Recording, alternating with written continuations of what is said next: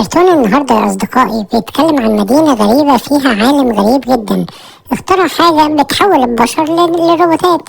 وكان الدور على البني آدم ده شكله ضابط في الجيش، بس هو قال ده دوره إن أنا أحوله النهاردة لروبوت. راح فتح الباب قال أنا هطلع أجيب حاجة من بره وأرجع أحوله لروبوت.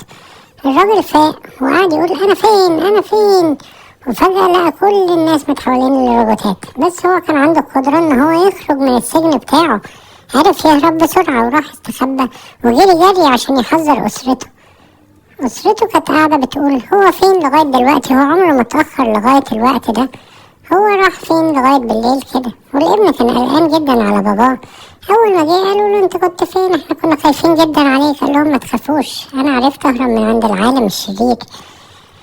أول ما العالم رجع تاني قال ايه ده، الراجل راح فين، انتوا لازم تجيبوهولي حالا. طبعا استشاط من الغضب وقال لهم انتوا لازم تجيبوهولي دلوقتي حالا. وراح طلع 2 من الروبوتات بتوعه قالوا له هاتولي الراجل ده دلوقتي. الراجل قال بصوا البيت بتاعنا مش امان دلوقتي، احنا لازم نمشي دلوقتي حالا. وهم ماشيين كانت الروبوتات شافتهم وقالت احنا لازم نعمل خطة. الولد كان عايز يخش الحمام والاهل قالوا له مش هينفع نرجع تخش الحمام. قال لهم طب هخش في شوية الشجر دول وبعدين نبقى نتصرف. راح الروبوتات خطفوه وهو بيقضي حاجة في الشجر. الأب والأم قالوا احنا الولد اتأخر علينا جدا، احنا عايزين نطمن عليه. راحوا يبصوا طبعا ملقوهوش ولقوهم سايبين لهم. قالوا لهم لو انتوا عايزين ابنكم لازم تجيبولنا على المختبر. الولد في اللحظة دي كان في المختبر ونايم وبص كده حواليه لقى روبوتات من كل الأشكال. خاف على نفسه جدا وبعدين العالم دخل عليه قال له انت دورك يا اما هنحولك يا اما هنحول باباك ومامتك، هنشوف مين اللي هيتحول دلوقتي. وراح دخله بس قبل ما يخش له قال له ما تخافش، ابو الولد وامه جم ودلوقتي نقدر نحولهم. بس في حاجة جت وانقذته.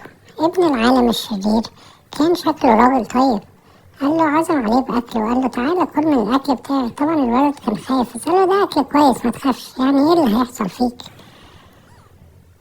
وهو حب ابن الراجل الشرير بس هو ما كانش عارف ازاي يطلع من المكان اللي هو فيه.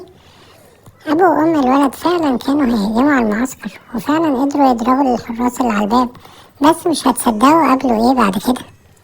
دخلوا على المعسكر من جوه ولقوا الراجل عامل تواليت كبير على شكل بني آدم.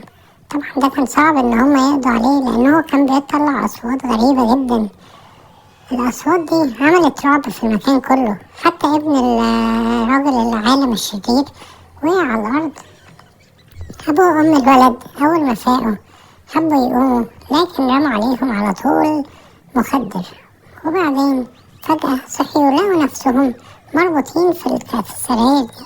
يا ترى ايه اللي ممكن يحصل لهم في السراير دي. العالم جه دلق عليهم ميه عشان يفوقوا، واول ما فاقوا كانوا عايزين يقوموا يكسروا الدنيا بس الرباط كان جامد جدا عليهم. قال لهم انا هحولكم الروبوتات الاول وبعدين هحول ابنكم. هو الاب كان مش طايق ان حاجه تحصل لابنه، بس ابن العالم عمال يتفرج وشاف كل اللي حصل في الناس اللي قبل كده وقرر ان هو يعمل خير اخيرا. رمى على العالم رمى عليه حاجه سكينه فعرف عرف يوقعه وأنقذ أبو وأم الولد.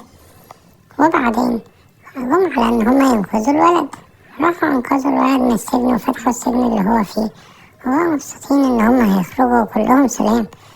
أبو ابن العالم كان زعلان وإن هو بالذات ضحى بباباه عشان ينقذ البشرية. الولد قال له يلا تعالى معانا ونده أهله وقال لهم ممكن يجي معانا. قالوا له طبعا. راح قال له يلا بسرعة، ده انت انقذتني واكلتني وعملت معايا حاجات كتير كلها كويسة. فابن العالم كان مبسوط ان هم هياخدوه معاهم. وفي الاخر كلهم عاشوا سعداء ما عدا العالم الشرير. يا ترى ايه اللي ممكن يحصل في المعمل اللي بتاع العالم ده. هم قرروا ان هم هيفجروا المعمل ويعيشوا هم كلهم في سلام بعد ما يقضوا على الشر اللي في البشرية. طب يا ترى الناس اللي اتحولت روبوتات دول عرفوا يرجعوا تاني ولا خلاص كده كان مصيرهم للحرق؟